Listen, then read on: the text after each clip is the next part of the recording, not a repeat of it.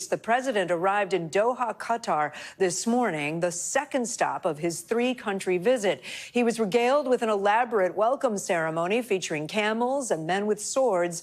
When he landed, Mr. Trump was greeted on the red carpet by the emir of Qatar. He is a member of the same royal family that intends to give the president a $400 million luxury jet. That jet would eventually replace the Air Force One plane that President Trump arrived on. Experts tell NBC News converting the Qatari-owned Boeing 747 into Air Force One would come with a hefty price tag. It could potentially cost, they say, more than $1 billion to taxpayers and take years to complete. Let's get right to NBC News Chief White House correspondent Peter Alexander, who joins us now from Doha, Qatar.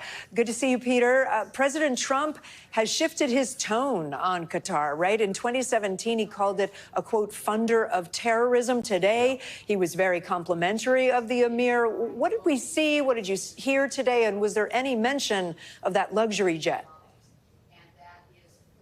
Yeah, Kate, it's a good question. It's actually a theme we've seen throughout the course of this Middle East tour for President Trump, first in Saudi Arabia with Mohammed bin Salman, who President Biden had basically said he was going to make a pariah on the international stage. Now, a very different circumstance. Donald Trump and him side by side, sharing a lot of friendly, cozy moments together. Similarly here with the Emir of Qatar, you said what the president had said about the Qatari government in the past. Today, again, the two sharing very positive remarks about one another, inking another deal, a trade deal with shared investments that could have added up to $1.2 trillion. The White House insists at this time, including a major purchase by the Qatari government of Boeing jets at home. No mention specifically about that Boeing plane that the president wants to have become his next Air Force One. But here's part of the way that the two interacted earlier. Listen.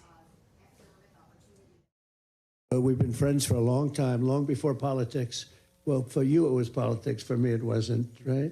But we've been friends for a long time, and this is an outstanding man.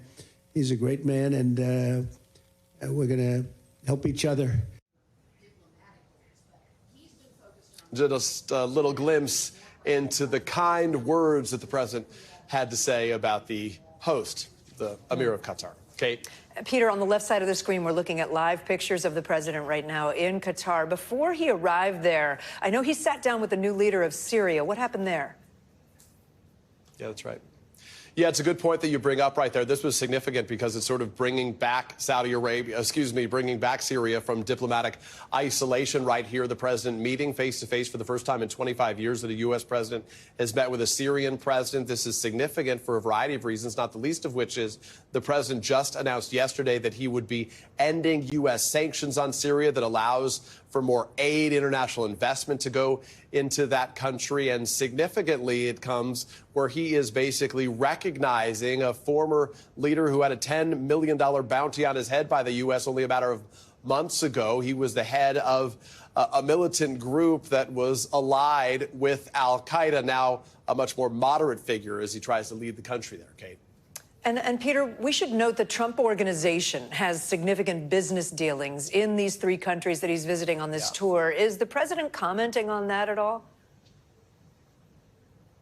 It's a good question. In fact, we've been looking to see if there is anything to that effect. The president being asked about it specifically. He really hasn't been, has certainly tried to use his personal relationships in this region in the past for his own benefit. Now he says for the benefit of the United States. We should note he was briefly asked today about reports that the Syrian president wants him to invest, or the Trump Organization to invest, in a Trump Tower of some kind in Damascus.